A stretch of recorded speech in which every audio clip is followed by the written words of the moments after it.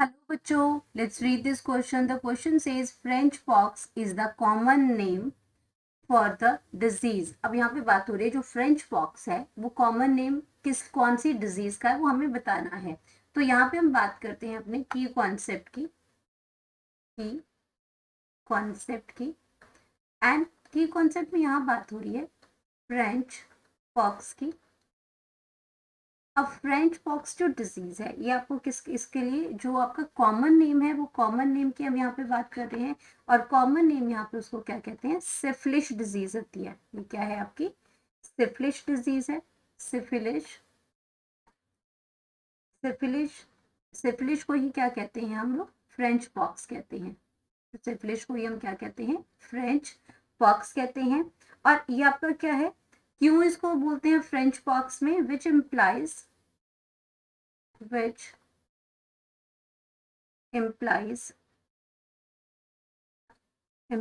that सिफिलिश जो है, सिफिलिश ये आपकी सबसे ज्यादा जो होती है is more common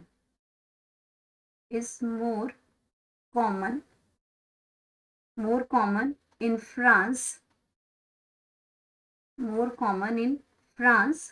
then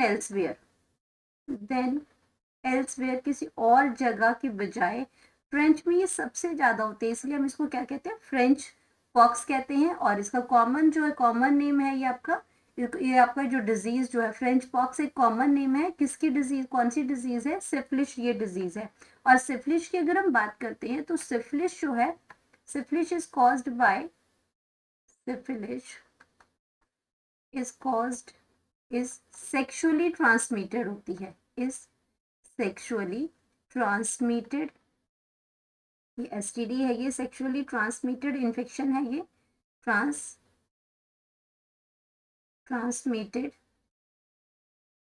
transmitted infection है।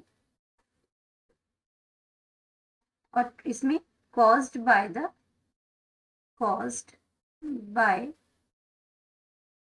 The स्पाइरोचीटे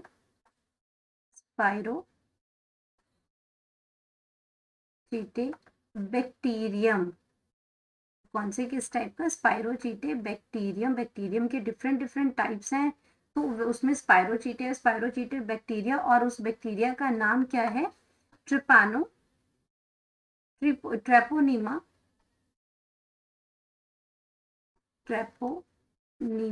palladium.